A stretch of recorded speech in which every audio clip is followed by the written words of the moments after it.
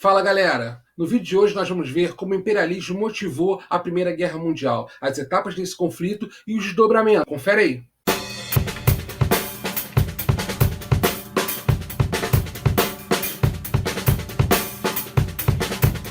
Bem, gente, para a gente começar a falar sobre a Primeira Guerra Mundial, é importante entender o contexto que está envolvido. É uma segunda revolução industrial em curso, o imperialismo também, bem como um contexto de paz armada. Por exemplo, na questão industrial, você tem uma forte concorrência entre Inglaterra e Alemanha. A Alemanha é uma nação recém-unificada, que já tem pretensões de disputar com a Inglaterra o mercado global. Também quer conseguir mais áreas coloniais. Assim como a própria Itália, que é uma nação também recém-unificada. Então a gente tem esse cenário nesse momento. As potências tradicionais, como Inglaterra e França, não querendo ceder territórios para essas novas potências emergentes. Outro cenário que a gente tem que olhar claramente é o cenário interno da Europa, que tem duas questões pontuais: a rivalidade Alemanha-França e também a rivalidade Áustria-Rússia.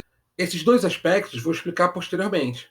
Bom, vamos começar falando da relação entre França e Alemanha. Temos um problema muito sério aqui, que foi a Guerra Franco-Prussiana, a Guerra de Unificação Alemã, que acabou em 1871, com a vitória da Alemanha e a conquista de territórios antes franceses, como, por exemplo, essa região que está marcada no mapa, da Alsácia-Lorena, uma região rica em minérios. E aí a França, que foi humilhada na derrota franco-prussiana, fica com esse sentimento revanchista de dar o troco na Alemanha na primeira oportunidade. E a Primeira Guerra Mundial seria essa oportunidade aos olhos dos franceses. Outra coisa que é importante ressaltar é que a Alemanha também vai ter toda uma lógica de tentar se defender nesse sentido. Enquanto o Bismarck estava à frente do governo alemão, foi tranquilo. Fez uma aliança, se buscou apoios para que a Alemanha não fosse invadida nem por um lado pela Rússia, nem por outro lado pela França. Então, dentro desse contexto, a Alemanha conseguia se manter, mas era fundamental, sim, a tal da política de aliança. Esse momento também é muito marcado por propaganda e xenofobia, né? Ou seja, há um estímulo ao nacionalismo exagerado. Então, as nações estão num momento industrial esplêndido e acreditam que tem todo o potencial para destruir seus inimigos. Na verdade, como se fala, a Primeira Guerra Mundial era conhecida como a guerra para acabar com todas as guerras. Então, o que acaba acontecendo? A propaganda se fazia nesse sentido, de mostrar que a guerra parecia uma coisa muito legal, muito agradável.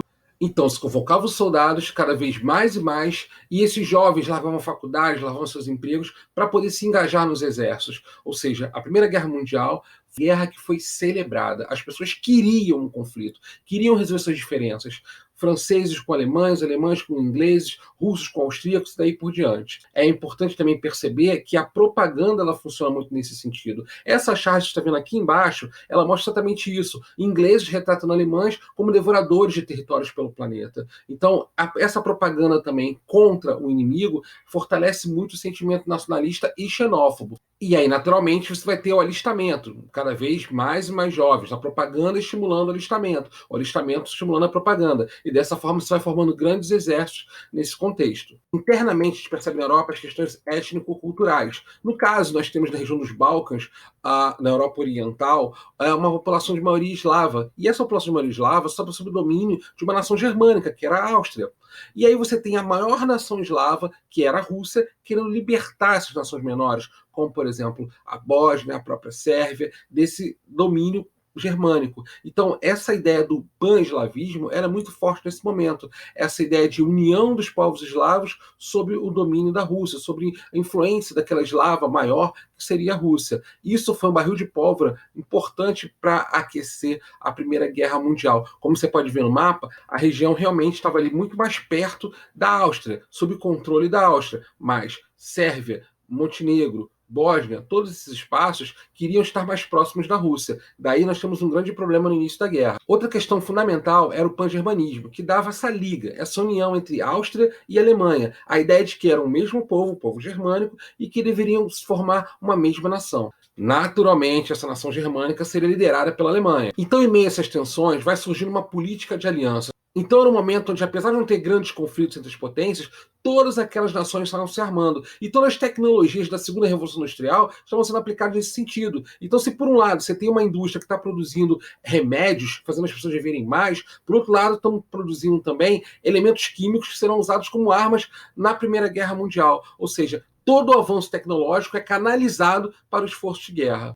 Esses países, então, se organizam basicamente em dois blocos: a Tríplice Aliança e a Tríplice Entente. Olhando o mapa, fica bem evidente os dois lados. Se você percebe como é que as chamadas potências centrais, ou a Tríplice Aliança, estava ali no meio da Europa mesmo. Importante perceber também que essa lógica de tríplice, ela logo se desfaz, à medida que você tem vários e vários países entrando nos dois lados. Então, a própria Itália, no primeiro ano da guerra, ela já muda de lado. Ela é seduzida pela Inglaterra e pela França a ficar com territórios. Então, a Inglaterra e a França convence a Itália prometendo territórios, indenizações que seriam retiradas da Alemanha ao fim da guerra. E a Itália, por conta disso, passa para o outro lado. Mas aí se chegam outros países. A própria Turquia vai entrar do lado da Alemanha na guerra, entre outras nações, a Bulgária. E você tem também na Tríplice Entente entrando outros países no conflito, como os Estados Unidos e até mesmo o Brasil. O cenário, então, era esse. Com as nações se armando, cada vez mais desenvolvimento tecnológico e todo mundo estimulado a partir para o combate em torno de um sentimento nacionalista xenófobo. E aí o grande problema se deu aqui.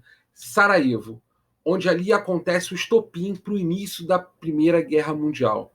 O que ocorre exatamente? O herdeiro do trono austríaco, Francisco Ferdinando, vai até a cidade de Sarajevo, Bósnia, que era uma região dominada pela Áustria. Então, assim, na verdade, pareceu um pouco de ingenuidade fazendo um desfile em carro aberto justamente em um país que ele estava dominando. Então, o que acontece? Estudantes sérvios, participantes de um grupo terrorista chamado Mão Negra, eles vão se organizar para cometer ali o assassinato do Francisco Ferdinando, aproveitando que ele estava em carro aberto, vão atirar nele e também atingindo a sua esposa. Ou seja, o herdeiro do trono austríaco é assassinado em Sarajevo, capital da Bósnia, por estudantes sérvios, defensores da ideia do pan-eslavismo. Imediatamente, Gravilo Príncipe, que foi esse jovem sérvio que atirou, foi preso pelas tropas locais, mas ficou bem evidente naquele momento que o impasse entre Sérvia e a Áustria seria muito grande, porque a Áustria passa a querer comandar as investigações sobre essa situação.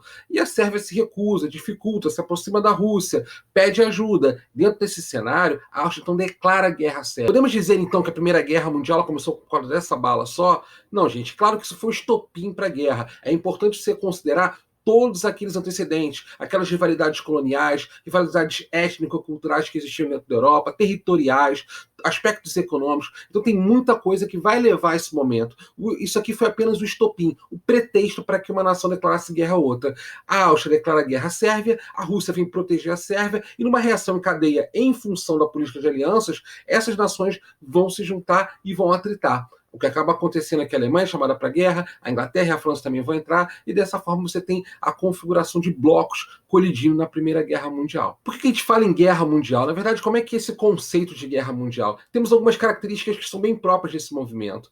Por exemplo, temos combates além da Europa, na África, na Ásia, em lugares onde essas potências tinham áreas coloniais. Importante perceber também o segundo ponto que eu coloquei ali, longa duração e grande intensidade. Claro que existiram conflitos muito mais longos que a Primeira Guerra Mundial, que durou apenas 4 anos, foi de 1914 a 1918, mas ela foi disputada num nível de intensidade muito grande, até então não visto. Combates diários, batalhas diárias, mortos aos milhões. Então, assim, o nível da guerra foi um nível muito alto. Até porque você tem novas tecnologias sendo utilizadas. Normalmente a ideia até então é que o militar vai para a guerra e vai morrer em combate em algum momento, mas não, a guerra ela chegava, não era mais num campo aberto distante. A Primeira Guerra Mundial ela trouxe o conflito para dentro da cidade. E esse grande número de mortos acontece em função das novas tecnologias que surgiram naquele momento. Metralhadoras, você tem aviões, você tem tanques, enfim, veículos e armamentos que são capazes de matar muita gente, gases tóxicos, enfim. A Primeira Guerra Mundial tem essa característica de inovação tecnológica. Por mais estranho que pareça, você tem um convívio ali entre o novo e o velho. Também acontece lutar com cavalos e o próprio embate corpo a corpo entre homens. Mas você tem todas essas novas tecnologias surgindo e matando em grande escala. Quando pensamos em etapas do conflito, podemos organizar a Primeira Guerra dessa forma. Temos aqui, num primeiro momento, uma guerra de movimento, onde acontecem ataques mútuos com um grande saldo de mortes.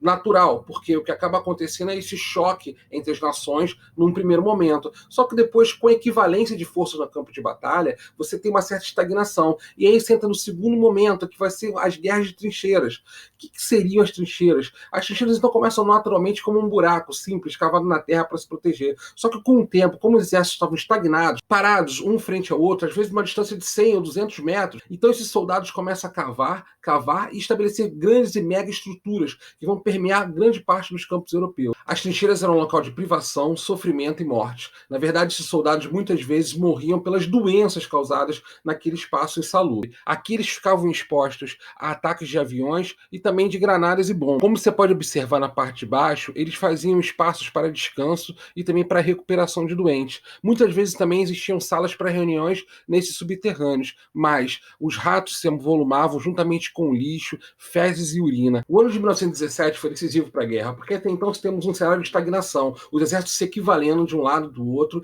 já muito esgotados após 3 anos de combate. Os Estados Unidos até então, até 17, basicamente vendia produtos para a Inglaterra e para a França.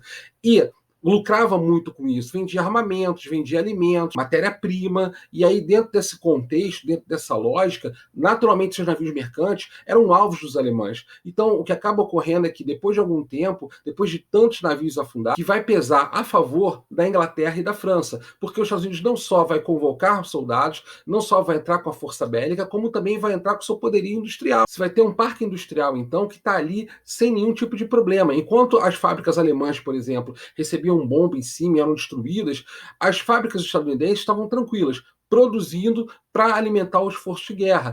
E a partir desse momento, a derrota alemã fica cada vez mais evidente.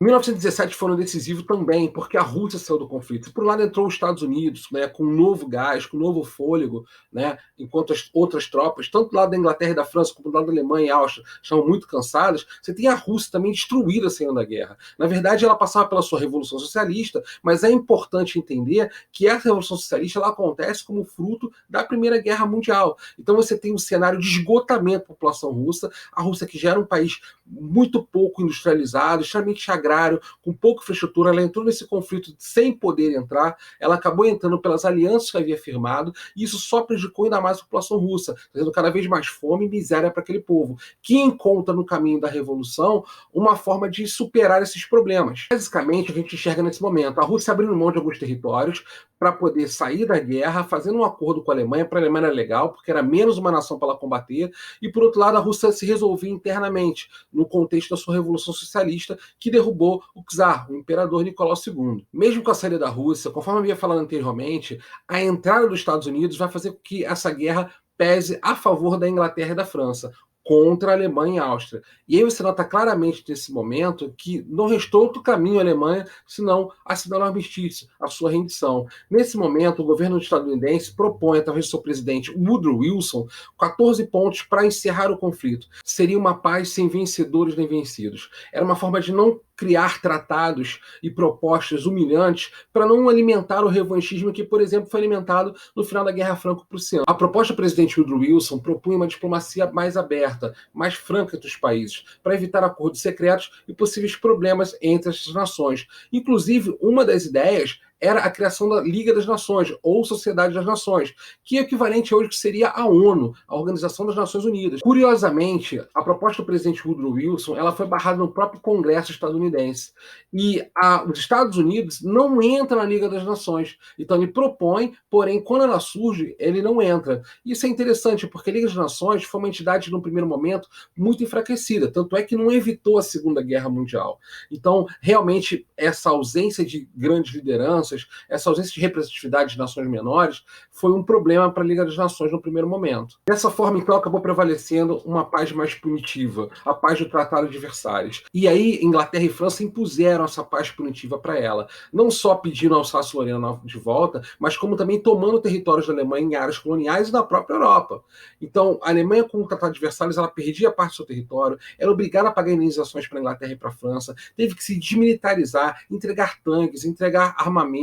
Os soldados que estavam no exército, a maior parte deles vai virar desempregado.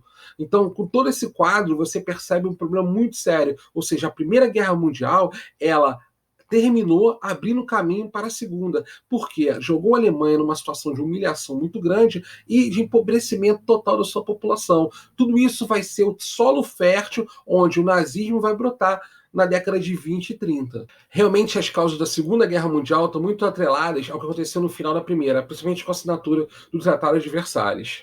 Como consequência dessa guerra, temos vários aspectos. A fragmentação de grandes impérios, como o turco-otomano, austro-húngaro. Temos esse fim do eurocentrismo. É muito interessante porque você tem agora a ascensão dos Estados Unidos como uma potência realmente consolidada. ok? Além da própria União Soviética, que surgirá a partir da sua Revolução Socialista, ou seja, abrindo um caminho para o embate ideológico do século XX entre capitalismo e socialismo. Os reflexos do Tratado de Versalhes sobre a Alemanha e em outros países também. Afinal de contas, esse modelo de brutalização política, a ascensão do fascismo, vai estar caracterizado em vários outros lugares que não só a Alemanha. Naturalmente, começa na Itália, através do Mussolini. Então, é importante perceber todo esse contexto do final da Primeira Guerra Mundial, que abre caminho para os ódios que alimentarão a Segunda Guerra Mundial. Vejamos agora alguns mapas com a configuração da Europa antes e depois da Primeira Guerra Mundial. Novos países surgem, por exemplo, o Império Austro-Húngaro se divide em dois, na Áustria e na Hungria. E do outro lado também a gente observa que os países da região dos Balcãs se juntam para formar a Iugoslávia. Fora os países que pertenciam ao território do Império Russo e agora fazem parte da União das Repúblicas Socialistas Soviéticas, como Estônia, Letônia, Lituânia, entre outros. Vemos também o desmembramento do Império Turco-Otomano e o surgimento da Tchecoslováquia e da Polônia, ou seja, uma nova configuração, um novo arranjo. Porém, esse arranjo territorial traria problemas que levariam à Segunda Guerra Mundial, mas isso é assunto para um outro vídeo. Caso tenha gostado desse vídeo, dá um like, se inscreve no canal e compartilha com seus amigos. Tchau, até a próxima aula!